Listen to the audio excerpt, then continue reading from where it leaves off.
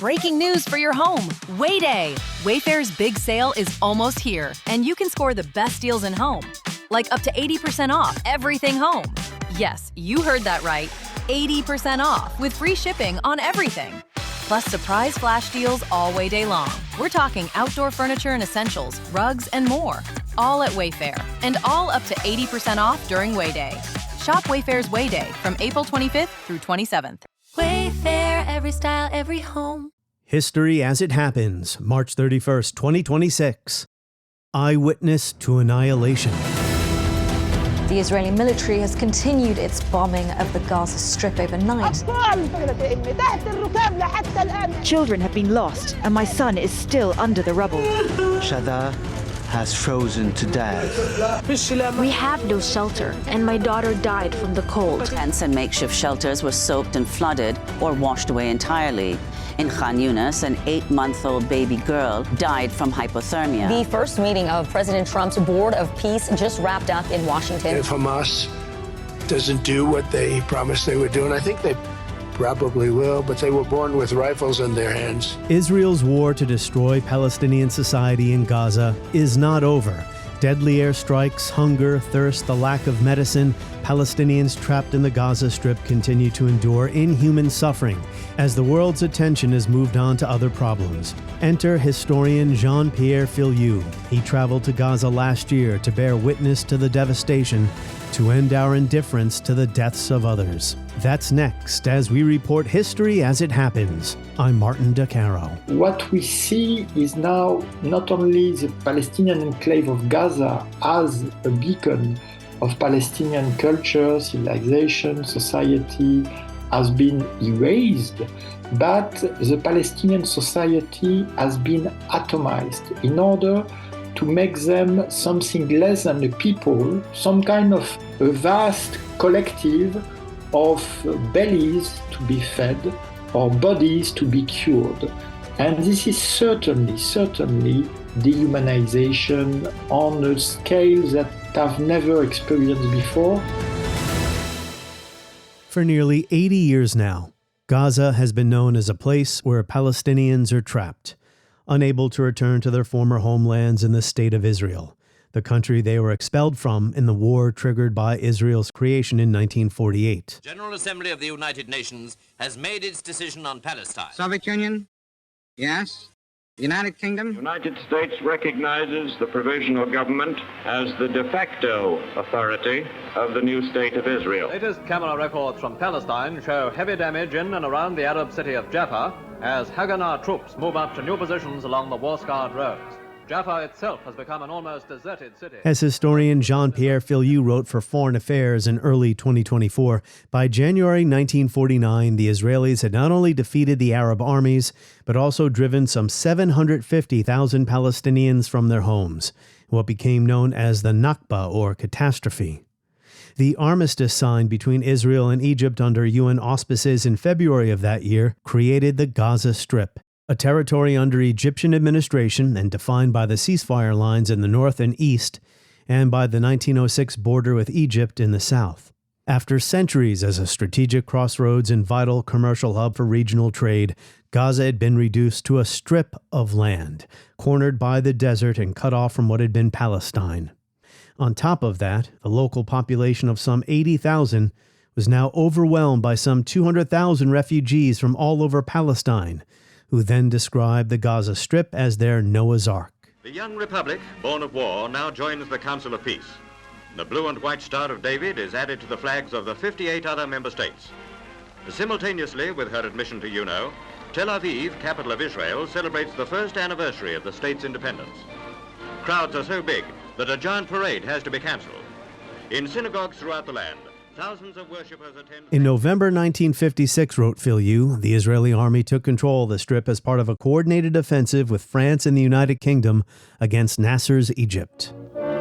Israeli contingents slogged through the Sinai Desert in the direction of the Suez Canal in an operation that eventually subjugated the area and mopped up nests of Fedayeen commandos, whose raids precipitated the Israeli invasion.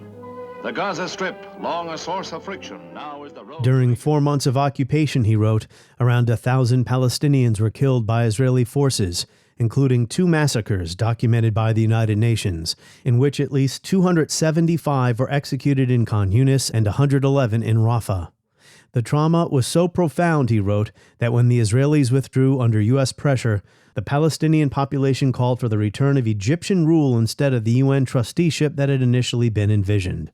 A historic opportunity to build a Palestinian entity that could evolve into a state had been lost. After weeks of stalemate, the Suez Crisis burst dramatically into the news again, for Israel has invaded Egypt. And again, that essay was written in early 2024, just a couple of months after Israel began retaliating for the Hamas terrorist attacks on October 7, 2023. It was already apparent then that Israel was doing more than going after Hamas fighters. The IDF was annihilating Gaza in an act of collective punishment. Today, talking about a Palestinian state in Gaza seems insane. Gaza's been destroyed, its entire population displaced, tens of thousands killed, maimed, buried under rubble, lacking food and medicine. Jean-Pierre Filiu traveled to the enclave for 32 days and wrote a book about what he witnessed there, a historian in Gaza. He teaches Middle East studies at Sciences Po in Paris. Before becoming a scholar, Filiu was a diplomat for 18 years, serving in several posts for the French government in the greater Middle East.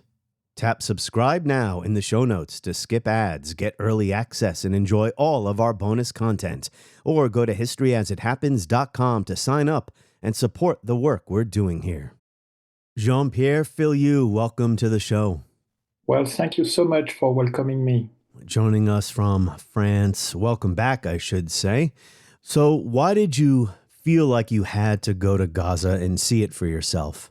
I felt compelled to go back by any way possible, because as a historian, I had written Gaza history, I knew the place pretty well, pretty intimately, and as a human being, I had many friends over there, a lot of old and more recent relationships, and I was losing ground with what was happening in Gaza, that this reality was slipping away from me. And I had to go back.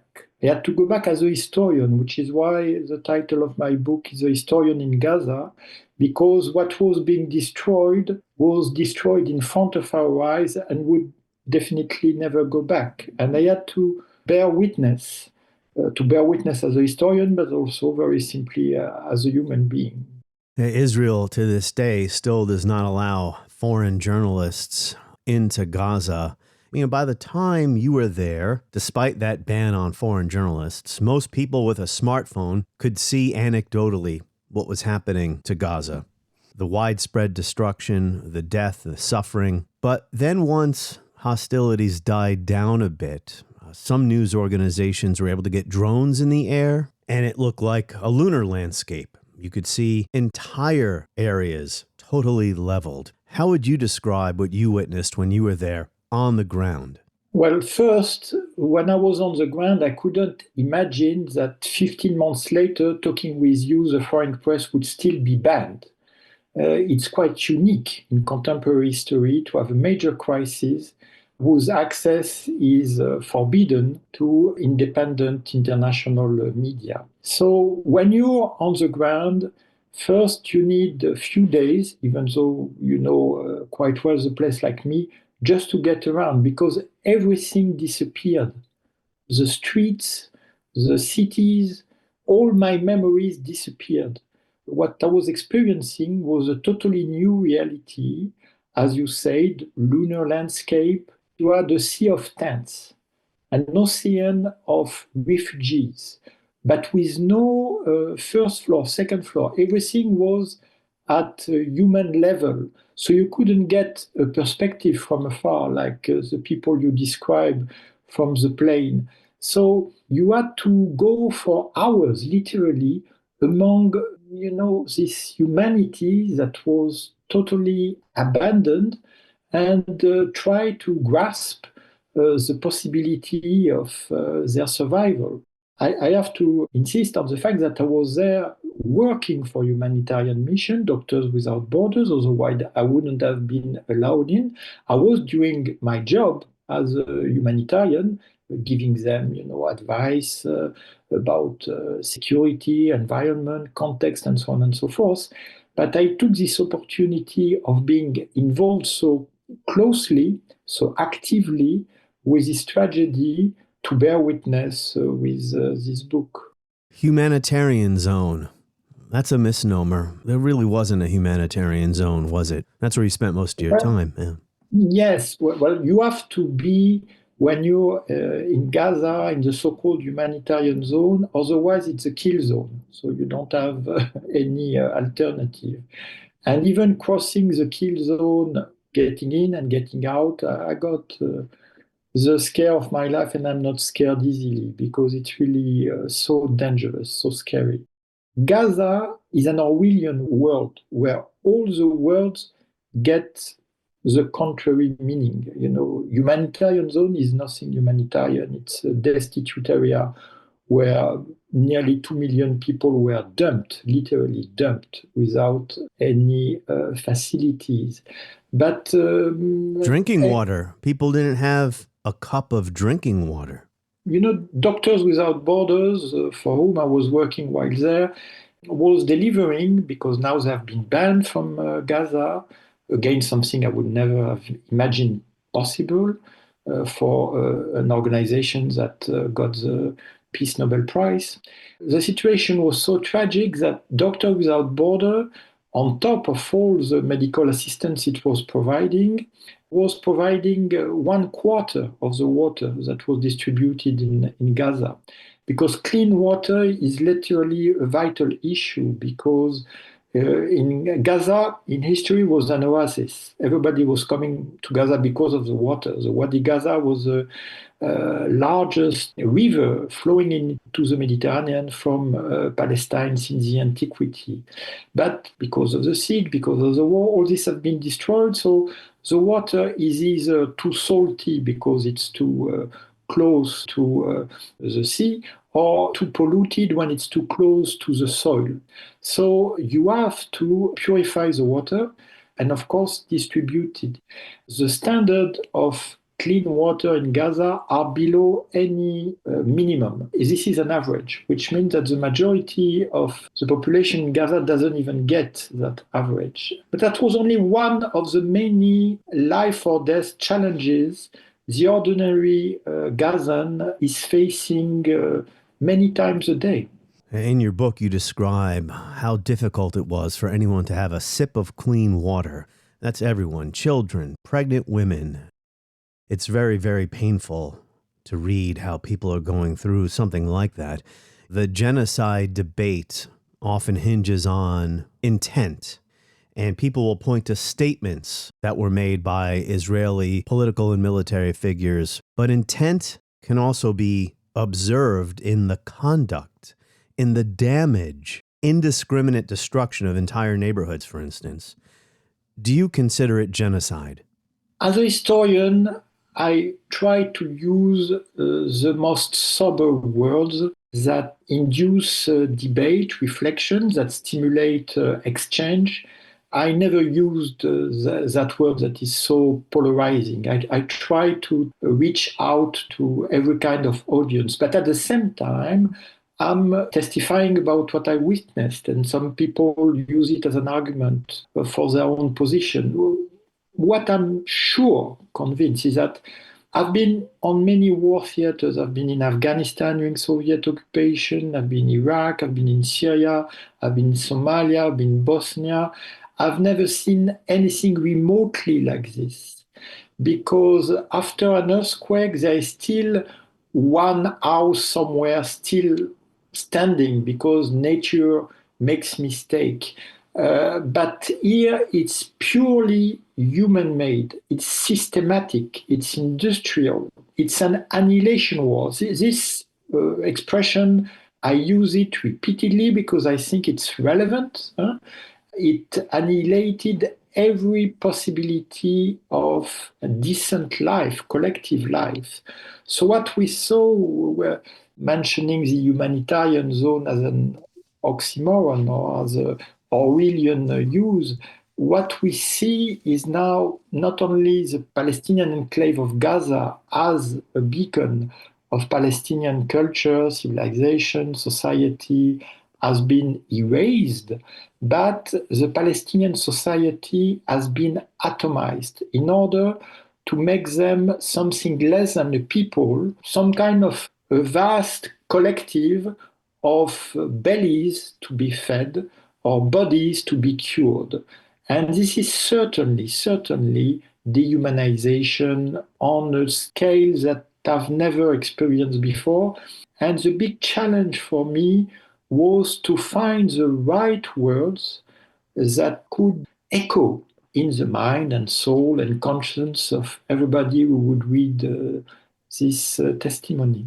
You wrote here, "Nothing had prepared me for what I saw and experienced in Gaza. Nothing at all. Nothing. Nothing, not my regular trips to the Palestinian enclave since 1980, not my studies, my research, my fieldwork, not the contacts, friendships, and loyalties formed over the years. Nothing, not even the works of Gazan artists that have so inspired me, their films, poems, art, or their manifesto against the nightmare within a nightmare of Islamist domination under Israeli occupation." Did you see any Hamas people while you were there? Well, it all depends on what you call Hamas people. You know, everything that is working as institution is connected to what was the Hamas government. So, of course, the Ministry of Health is a part of that structure. But what is sure is that I saw, and I was not very comfortable, the moment the Hamas armed people came out of their cache during the first truce, because I lived the first day of the truce of January 2025, the truce that was enforced just on the eve of Donald Trump returning to the White House. So at that moment, they came out, they started to man checkpoint, to intimidate people, to eventually kill opponents, and to kill them in a very mediatized way, you know, with people filming the killing while they were doing it. So I've been knowing Hamas for many years. I wrote about them, and I wrote, as you just mentioned it, about the nightmare within the nightmare of the Islamist domination within the Israeli occupation. And very early on, before the end of October 2023, I was warning the Israeli government, saying the way you handle this war, you will make it Hamas stronger. You will not make it stronger in absolute terms, but you will make it stronger in relative terms, because you will destroy much more Gaza and the society and the civil society and all the universities and all what could have been the counter powers to Hamas rule. You will destroy them, and Hamas will be weakened, but it will be hardened. It will be even more radicalized, even more thirsty for revenge. This is, unfortunately, what I witnessed on the ground. All of this is still ongoing. It's not over. And as you say, Israel eliminated the possibility of there being an alternative to Hamas. There's a long historical pattern here of Israel killing potentially relatively moderate interlocutors or marginalizing them if they don't assassinate them. You know, Jean-Pierre, you talk about how important it was to witness this and relay what you saw there to the world through your book. And as I mentioned before, anyone with a smartphone could see what was happening there anecdotally. Yet at the same time, it didn't help international governments. So there was international public outrage. But international governments, as you say in your book, Gaza had been abandoned, and Gazans knew it. How is that possible? Well, it has been possible because the world had already got accustomed to Gaza being under blockade since 2007. It had been already, a new abnormality. Gaza can be cut off from the world, and Gaza can be submitted to the decision of people sitting in the headquarters of the Israeli army in order to know how many calories or how much food or how many purification instruments for the water can get in. During 2 decades. And nobody did anything about that because the idea was to have a peace process going on with the Palestinian Authority in Ramallah and bypassing Gaza. The second thing is that Israelis were forbidden since 2007 to enter Gaza, except, of course, during war operation. Before, they had a direct experience, but they lost that touch. Okay, you have it on your smartphone, but it's not reality. It's not something that you can feel deeply. And I can tell you, I don't want to brag about it, but being over there make it not only totally different, it's a totally new experience. I haven't recovered yet. I haven't come back yet from Gaza. Such deep was the shock. And if Netanyahu and his government consistently forbid the access of Gaza to the international press, it's because they know perfectly that any seasoned war reporter, when it will come to Gaza, he will understand that he never saw anything like this before. And if he has a heart and a soul, I bet you that no matter how seasoned he or she is, he will break up in tears. Because what you see over there is really devastating, not only the fact that the reality is devastating, but the fact that we all let it happen one way or another. And it's still going on. It's not over. It's not over. And making it all worse, Israel's government denies wrongdoing, saying that they're trying to actually protect people, which is an abomination. But even on top of that, here in the United States, the Israel lobby, pro-Israel media figures like Barry Weiss, who now runs CBS News, they were accomplices in these lies. And you address some of this in the book. For instance, casualty figures, the number of children that were killed, 1,000 a month.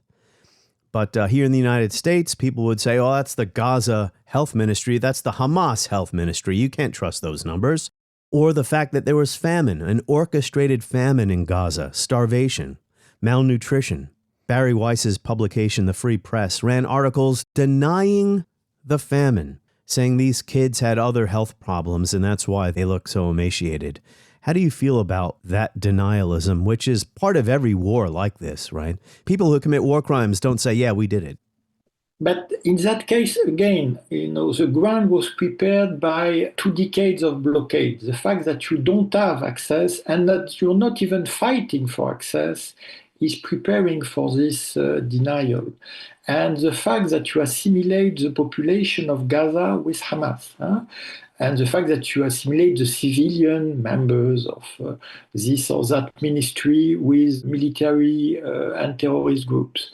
Very depressing when you're over there because you really have the impression that the voice of the women, men and children of Gaza is totally silenced, muted by the 2 conflicting propagandas, the one of the Israeli government and the one of Hamas, because it's very easy to debunk their own propaganda of the Palestinian Islamists if you're on the ground, but you have to be on the ground, otherwise you're taking this or that.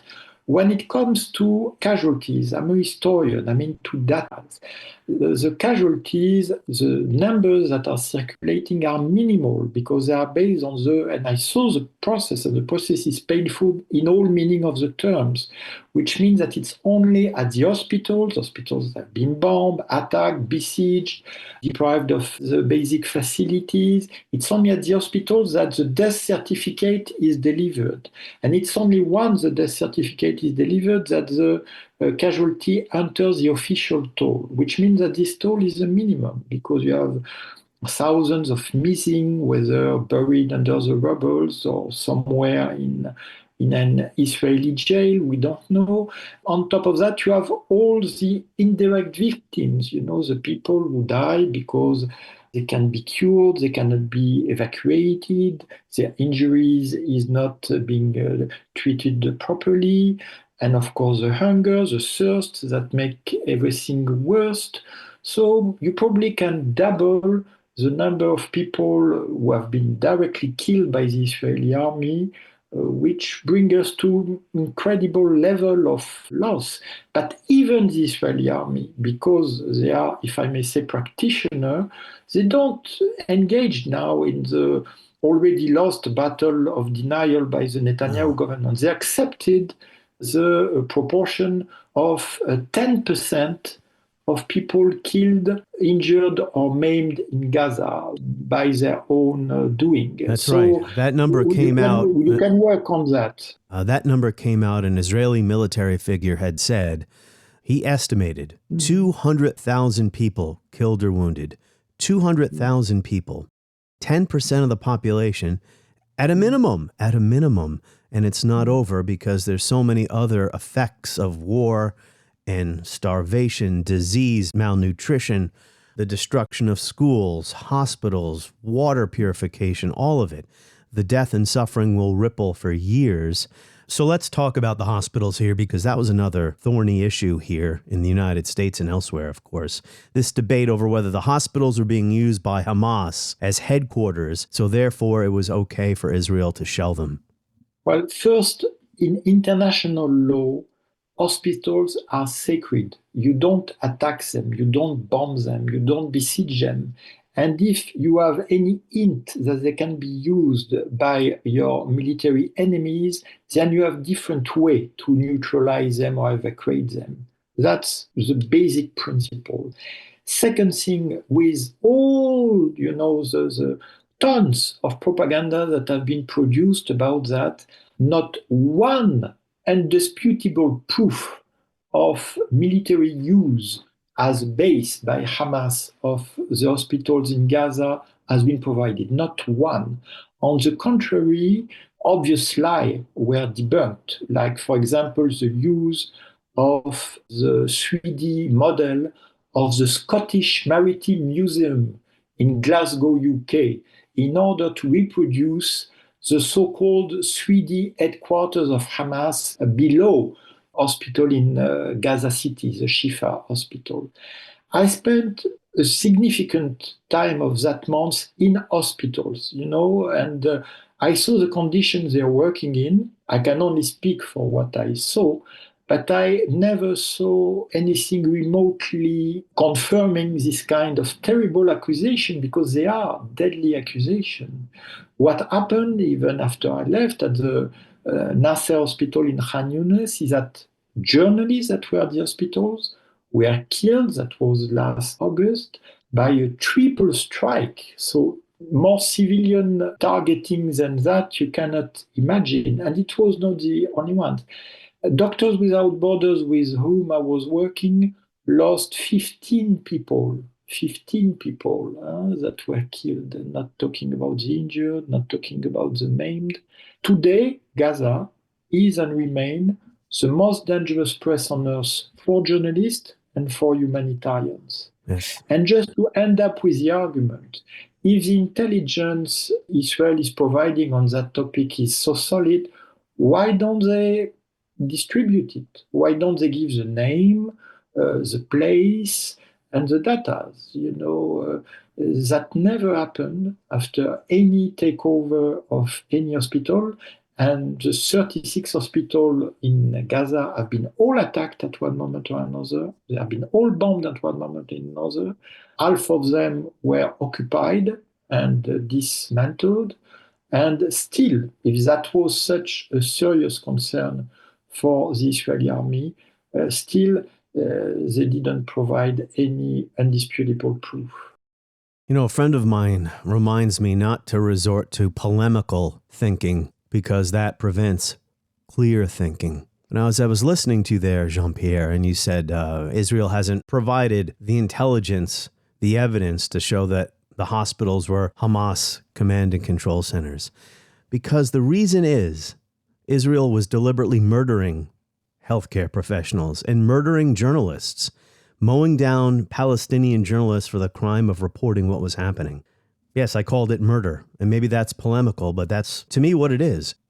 What is sure, and on the ground you feel it deeply, is that the only victory Netanyahu ever achieved in Gaza was to silence the foreign press and to avoid having CBS or TF1, an Arte reporter in the middle of the ruins, in a besieged hospital, in front of dying children during the periods of famine, and so on and so forth.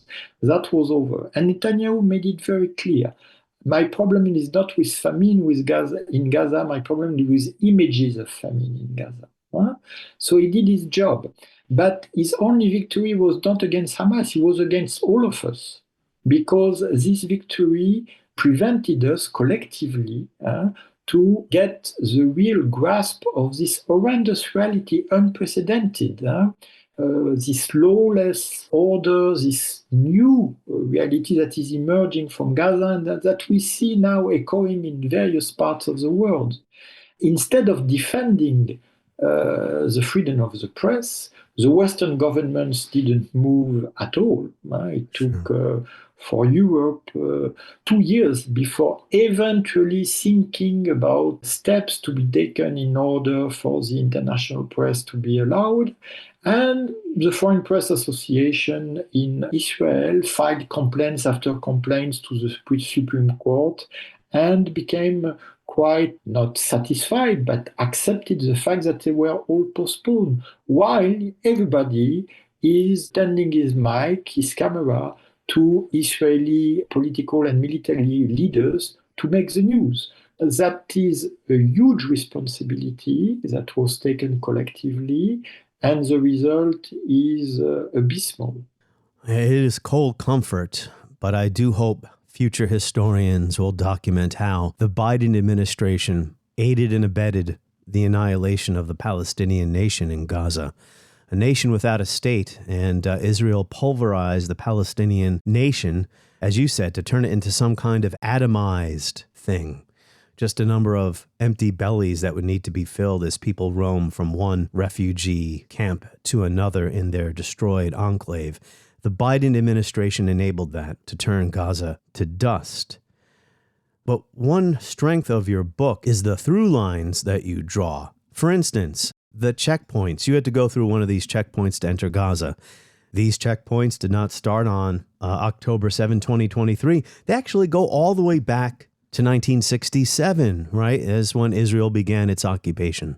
Yes, I always try to put this historical perspective, and I have to insist, echoing what you just said about the Biden administration, that what I witnessed over there was fully the responsibility of the Biden administration, because I left the Strip only one day after Donald Trump re-entered the White House. So there's certainly a huge responsibility, an historical responsibility.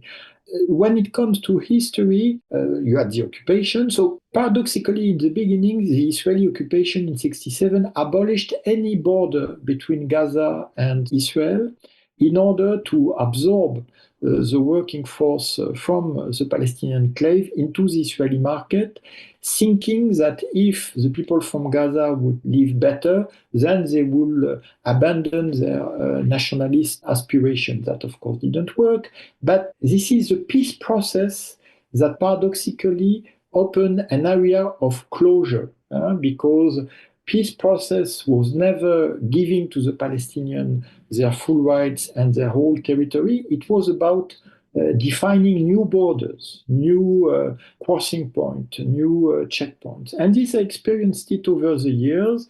I know all the routine, and I saw getting it more and more solid and more inhumane, because when you were entering at the beginning of the century, the Eretz major checkpoint, there was somebody in a loudspeaker speaking to you, but you were not even interacting with a human being. I think this lack of human interaction is the key to understand disconnect from the human reality.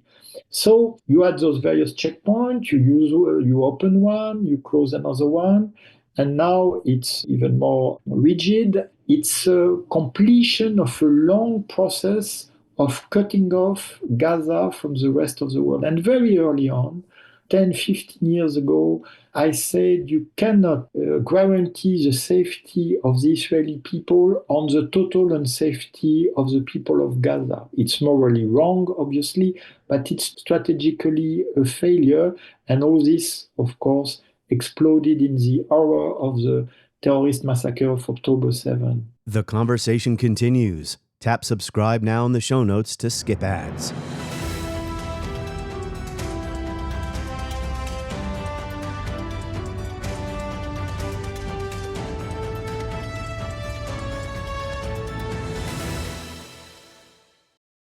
Another through line here is the imposed poverty on Gaza.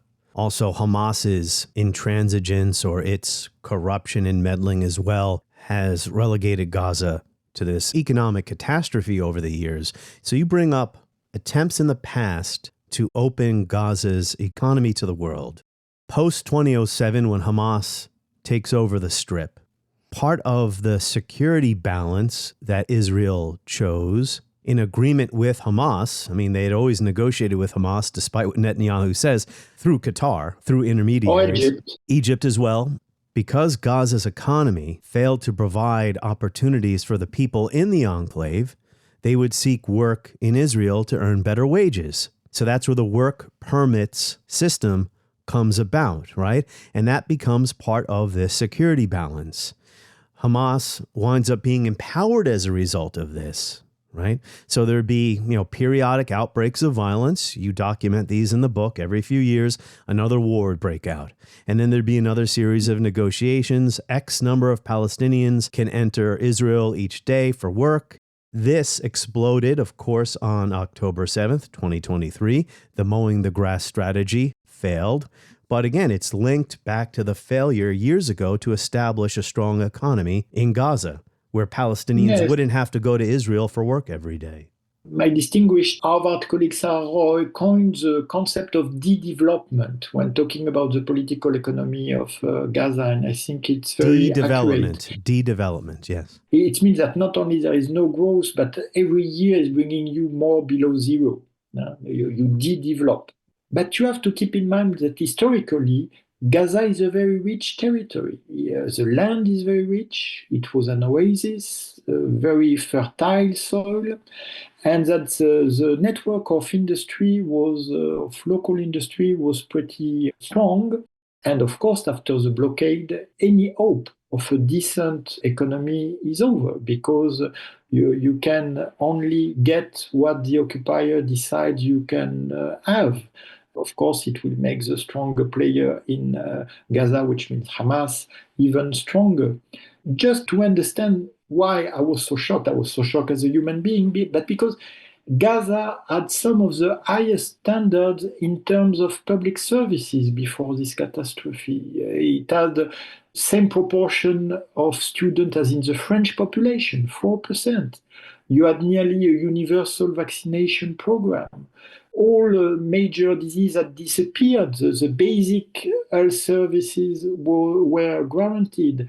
So it really took this annihilation war to bring this, I wouldn't say prosperous, but certainly vibrant society to the state of atomization. You've written a couple of pieces recently in Le Monde where you've argued that Gaza, in the broader context, too, of what's happening in the world, Ukraine, now we have a war in Iran, that a beneficiary of all of this will be Russia. Can you connect all those dots for us now? Very early on, I said by bringing Trump back to the White House, and that Gaza was the best venue to do that, because it would create so much problem inside the Democratic Party and expose the contradiction of the West when it comes to international law. So it will not only damage Biden internally, but also damage the credibility of the West globally when in Ukraine.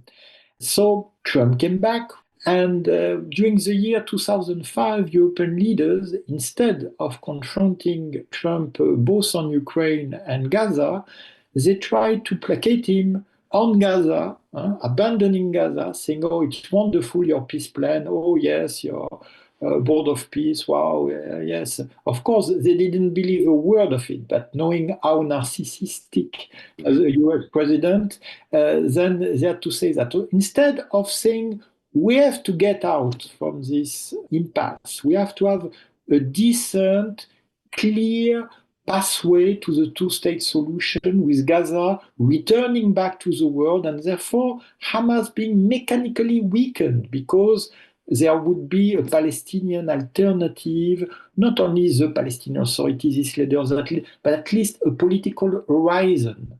So instead of doing that, they accepted Trump literally closing the gate of any hope to the people of Gaza. While we are talking, there was one crossing point to Egypt that had been opened for few days before Epic Fury, that has been closed ever since, maybe reopened, which means that only 10 people, 20 people, 50 people, in the best day, 100 people can enter one way or the other. We're talking about 2 million people. This is still blockade, another name. This is still an all-out siege. So if you don't open the political horizon, I doubt you can open the geographical closure. So the two are intimately linked. The other way is a world international relation without the United Nations, or with the United Nations being bullied and humiliated and brutalized on a daily basis, and international law being disregarded and violated also on a daily basis.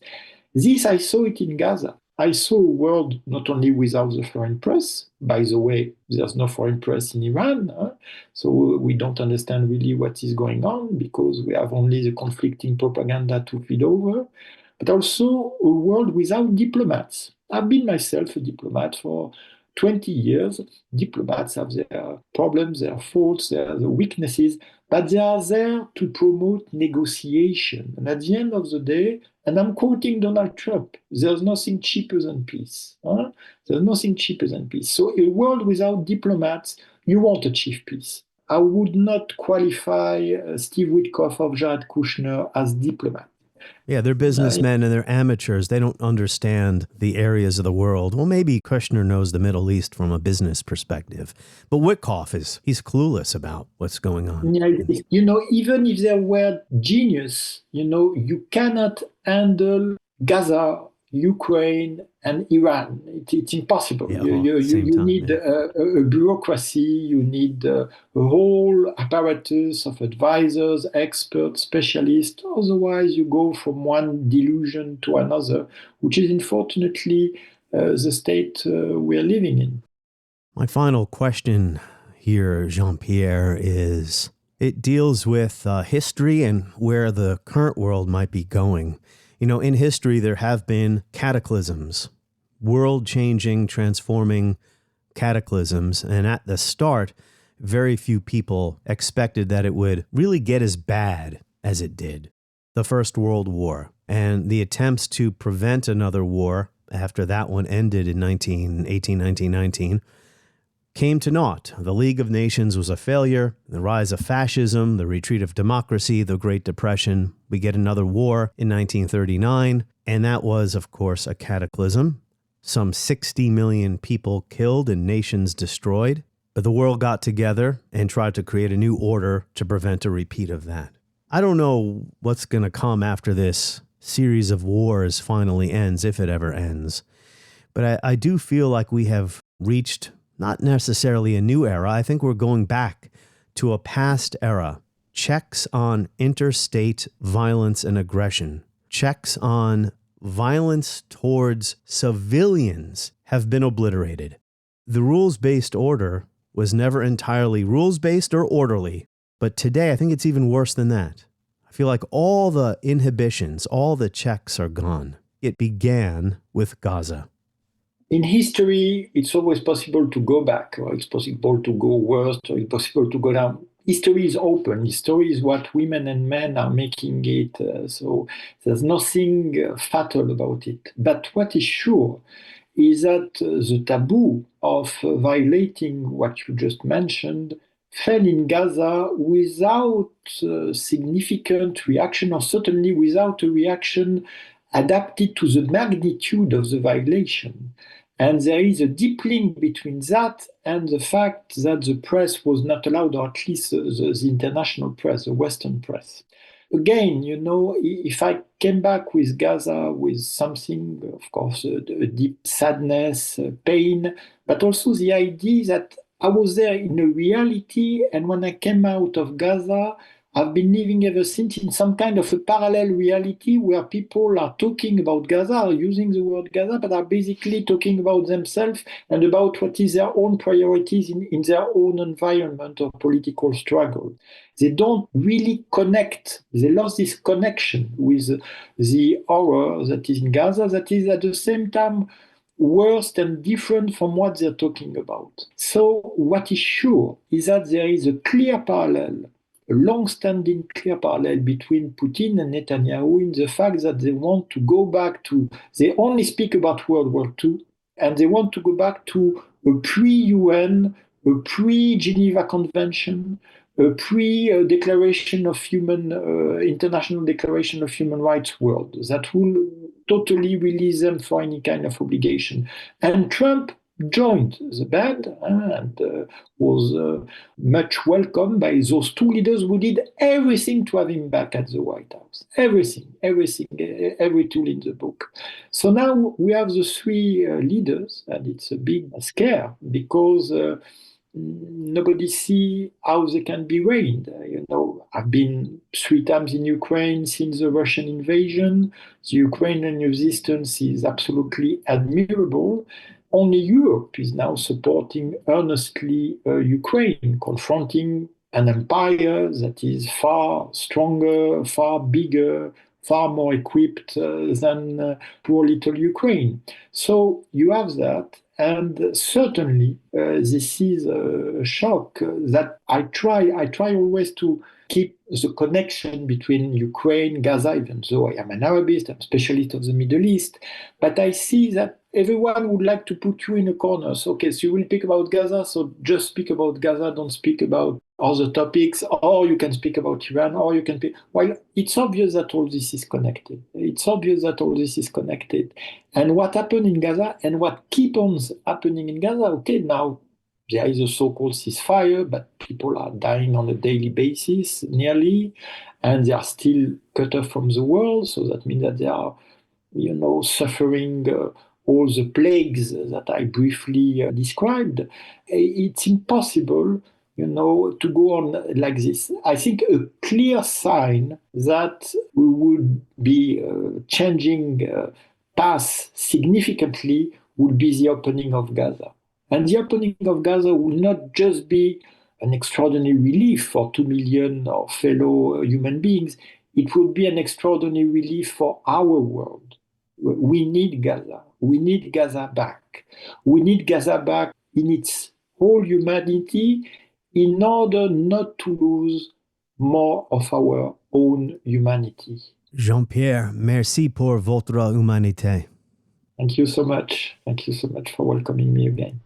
Between the victory in Europe and the final victory in Japan, in this most destructive of all wars, you have won a victory against war itself. If we had had this charter a few years ago, and above all the will to use it, millions now dead would be alive.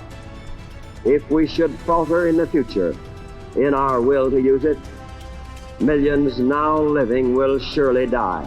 On the next episode of History as It Happens, we'll shift our attention from Gaza to the West Bank, staying with the Israeli-Palestinian conflict.